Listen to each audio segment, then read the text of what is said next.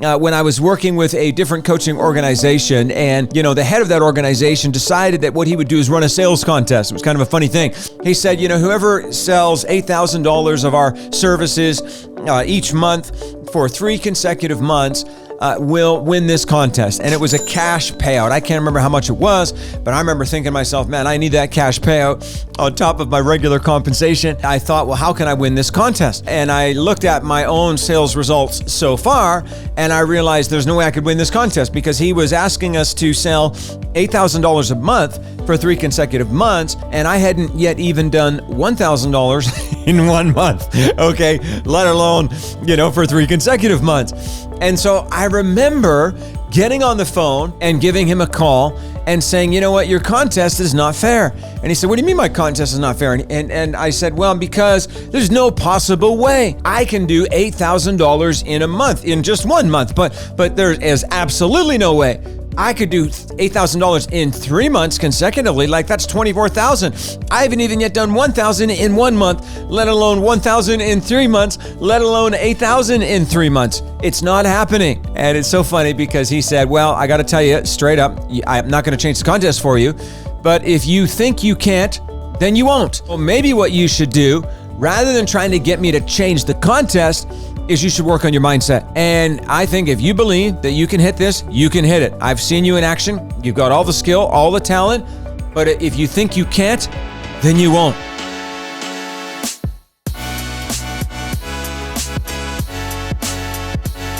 Hey everybody, Happy New Year. I'm not sure if you're tuning into this video at the end of 2024 or at the start of 2025, but whatever's going on for you, happy New Year. I believe with all my heart that 2025 is your year to thrive. And why is that? Because I believe that 2025 is your year of permission.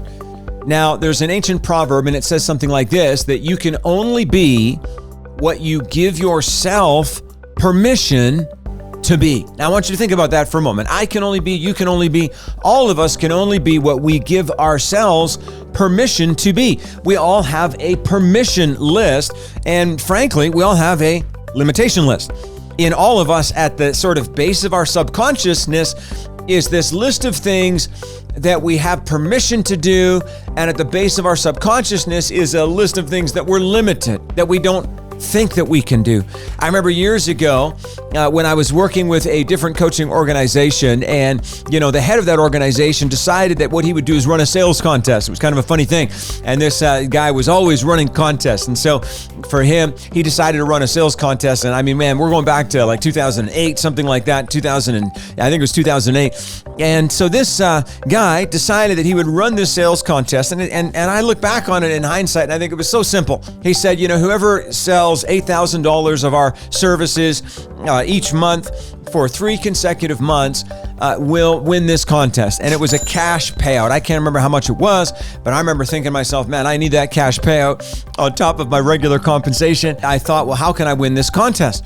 And I looked at my own sales results so far, and I realized there's no way I could win this contest, because he was asking us to sell $8,000 a month for 3 consecutive months, and I hadn't yet even done $1,000 in 1 month, okay? Let alone, for 3 consecutive months. And so I remember getting on the phone and giving him a call and saying, you know what, your contest is not fair. And he said, what do you mean my contest is not fair? And I said, well, because there's no possible way I can do $8,000 in a month, in just 1 month. But there is absolutely no way I could do $8,000 in 3 months consecutively. Like, that's $24,000. I haven't even yet done $1,000 in 1 month, let alone $1,000 in 3 months, let alone $8,000 in 3 months. It's not happening. And so could you please change the contest, make it easier for me? And it's so funny because he said, well, I got to tell you straight up, I'm not going to change the contest for you, but if you think you can't, then you won't. Well, maybe what you should do, rather than trying to get me to change the contest, is you should work on your mindset. And I think if you believe that you can hit this, you can hit it. I've seen you in action. You've got all the skill, all the talent, but if you think you can't, then you won't. And he just hung up. He didn't even give me a chance to rationalize or defend myself or explain my dysfunction away or my inadequacy or my lack of competence or whatever, But then, I actually sat down and I reflected on what he said. I actually realized that it was true. That no one who would do $8,000 in 1 month started doing that somehow they had to work their way up to it, and that anything that I want to shift within my life has to shift within my permission list. You see, up until that point, I had a limitation list that said I can't do it. But then, as a result of this conversation, I started to realize all I need to do is move it from the limitation list to the permission list. All I need to do is take it off of this list, which says I can't, and move it to this list, which says I can, and I will. And so I did, and guess who won the contest? Well, if you're watching this video or listening to this video, it was me. I actually didn't just do $8,000 in 3 consecutive months. I did 5 figures 3 consecutive months, and ever since then, I've never not had a 5-figure month, and that has been through recessions and pandemics and almost depressions and housing crises and all these other things, but that has been a consistent factor in my life. Now, why am I telling you that? Because everything shifted for me when I moved something off the limitation list and I put it onto the permission list. 2025 is your year of permission. Now, the truth is, a lot of us have limitations that we actually received in early years. This is one of the problems. They kind of say that parenting is it's a fine art because, as a parent, you want to protect your kids. Of course, you want to provide for your kids. You want to make sure that they have everything they need to stand up and succeed, but you don't want to overprotect your kids. And to some degree, a lot of psychologists today, social psychologists coming out and saying that kids are too protected. It's almost like they're bubble wrapped, like they're not allowed to hurt themselves anymore. They're not allowed to experience pain. The kids go to school. The moment somebody gets sick, their parent pulls them out because they're afraid of that sickness, and yet it's a huge part of how we build our immune system. Now, I'm not a medical doctor, so don't take your advice from me, but what's happened has been the protective mindset, almost like the mothering, the nannying, almost the patriarchal, overbearing, overprotective kind of a thing has really, really, really increased people's limitation list. You can't do this because it's not safe, and you can't do that because it's not safe, and you can't do this, and you can't do that, and you can't do this, and you can't do that. Oh, by the way, over here on the permission list, here's what you can do. So even though we don't want you going next door and playing with the kid who's our next door neighbor, you can go online and you can watch something that's been produced by God knows who, and you can start chatting with somebody who's literally on their side of the planet, and that's somehow safe for you. But this dude here who lives like literally across the street from you, you can't just go across the street, knock on the door and say, hey, why don't we go kick the ball around? And so I'm not judging. I have 4 kids myself, and believe me, I know the instinct for sure is to protect first, ask questions later. But yeah, we have to understand that the psychological consequence of this is a lot of people today grow up actually describing the fact that there's a big limitation list.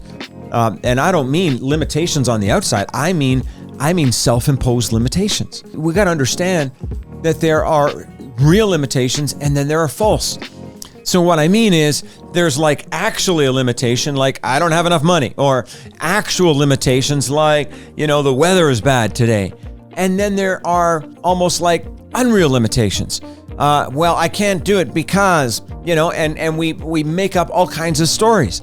And so what we need to start doing is we need to stop arguing for our limitations. And we need to start arguing for our possibilities. But how do we do that? Well, I'll tell you, one of the things I've discovered in my own journey is that, my limitations, right? Like really, when you think about it, your limitations kind of come from the 5 P's, right? They come from problems, they come from poverty, they come from pain, they come from people, and they come from programming. Okay, so I'm gonna repeat those again. The limitations that you and I have, there's 5 kind of P's. Number 1 is just problems. And so what happens is we go out into the world and we have this great plan. And like Mike Tyson said, everyone has a plan until they get punched in the face. And all of a sudden it's like, boom, I just got hit. A problem happened and I'm limited. But they're also about poverty. You got to understand, poverty is not a number in your bank account. I was raised in poverty, and one of the things I realized is that it's not about an amount of money that you have or don't have. It's actually about a mindset, right? It's actually about a scarcity mindset. It's about a way of seeing the world. And so, sir, your limitations may be caused by problems, but sometimes it's just caused by poverty. And maybe before you start, trying to fill your bank account, please do that too. But maybe before you do that, you should try to shift your mindset, right? The third place that limitations come from is pain. I'll tell you what, pain is a great teacher, but sometimes we don't learn the right lesson, right? And so we get so damaged by the pain that we shut down and we become less of ourselves in the process. It's our response to that pain, right? We become overprotective. We become insular. We become isolated, and then we become lonely. And sometimes then we blame our loneliness on everybody else around us, when really what happened is we got hurt, we got wounded. It's not your fault that happened. But then in every painful experience, there's a response that we can take on.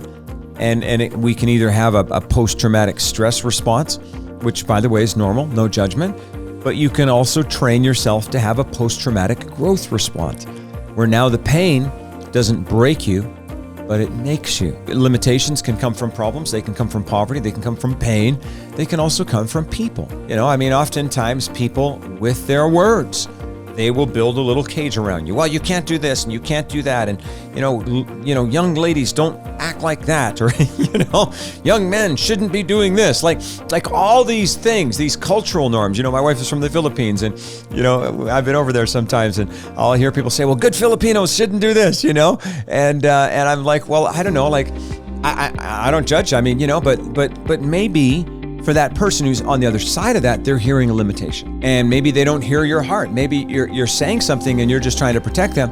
But maybe for them, it's like, man, they just put a set of handcuffs on me. Like now I'm in a box. And here's the tragedy, is that it's not necessarily the bad people who are out there who are trying to limit you. Sometimes it's the good people. It's the people who love you. They maybe get so emotional about it and sometimes so irrational in their love for you. They might try to overprotect you, and then that leads you to being over-limited. And then the fifth thing where your limits are all about is your programming. Now your programming is really about those messages that were sent to you in your earliest ages. Often even messages that didn't need words. Were you neglected? Were you abused? Were you left alone? Did you grow up hungry? Did you grow up listening all the time to sounds of conflict and fighting? And so we have to understand that just because we have limits doesn't make us a bad person. Actually, a lot of the time we are in some ways the victim of our limitations. And so what we have to do is we have to recognize that this has been programmed into us, these limits. And what I need to do is I need to begin shifting my mindset. I need to shift my mindset from a mindset that's based on all these limitations and can'ts, and I need to shift it to a mindset that's based on permission. So how do I do that? Well, the first thing that has to shift is I need to get out of a protective survival mindset and into a thriving mindset. So rather than saying, I can't, I won't, right? Where I'm just stuck here, I'm protective, I'm surviving. I want to move into a mindset where I say, I've got this, right? That is a mindset shift. That kind of mindset will change your life, that kind of mindset shift. But the second thing you got to do is you got to change your mantra. So I got to shift my mindset, but I also change my mantra. Your mantra is the thing you tell you about you and about the world around you. So what are you telling yourself? Are you telling yourself a story of possibility, opportunity, and potential? Or are you telling yourself a story that says, good things will never happen to me, they'll always happen to somebody else, I'm not going to get anywhere, I'm not going to go anywhere? You see, you got to understand that your mindset and your mantras kind of need to positively feed on each other. And I'll tell you what, a huge part of giving yourself permission is also your mission. So part of permission is it's like a permit for the mission. Yes, I need to work on my mindset. I need to work on my mantras, but I also need to be clear, like, what's my mission? What's my purpose? Where am I going? Because I believe as long as you are purpose aligned, you are unstoppable. You can't be stopped. so long as you're purpose aligned. But when you're not purpose aligned, what happens is you get stuck in all of these boxes. Now, a little while ago, I heard Andrew Huberman, who's a Stanford neuroscientist, and he's got a great podcast, and definitely go check him out. He's way smarter than me. And he was talking about this part of the brain. And this is really important as we look at mindset and giving yourself permission and thriving in 2025. And it's this part of the brain called the AMCC, which is the anterior mid-cingulate cortex. Now, this part of the brain is involved in certain higher level functions such as attention allocation. So what am I going to focus on? It's involved in decision-making, impulse control, and emotion. And what he said, Dr. Huberman, was that the AMCC is the seat of your willpower and your self-control. Okay, it's the seat of your willpower and your self-control. And the cool thing about it was that this AMCC was not just this genetically driven thing where, one dude's got a small one and the other dude's got a big one. Because what they actually found is that you can grow this part of your brain that controls your willpower. And what he discovered, and what the research literature shows, is that the way we grow the AMCC is by doing the hard things. And so they actually determined that the AMCC in severely obese people is super small. And then in elite level athletes, it's super big. And that's because the severely obese person, they don't really do the hard thing, right? It's just, eat, and more eating, right? But the elite level athlete actually trains themselves regularly to do the hard thing. And as a result of that, their AMCC grows to supernatural sizes. Now, what does that tell me when it comes into 2025? Listen, here it is. Stop arguing for your limitations. Give yourself permission. Shift that mindset. Do the hard thing. Grow your AMCC. And as you do, when you go into 2025, or maybe you're already in 2025 and you're watching this video, whenever you're watching it, I'll tell you what, you will give yourself permission to accomplish your goals, to check off those boxes, to fulfill every dream that you have, and everyone around you is going to be celebrating you and cheering you on. And so I hope that that's been helpful to you here today. We need to take a look at our limitation list. We need to take a look at our permission list, and we need to make sure that we're minimizing that limitation list and maximizing our permission list. And as we do, we will prepare ourselves to thrive in 2025. So thanks so much for tuning in. I hope that you'll check us out, flourishingworkplace.com. You can reach out to me anytime, and please do like, share, and subscribe. I can't wait to see you in our next video.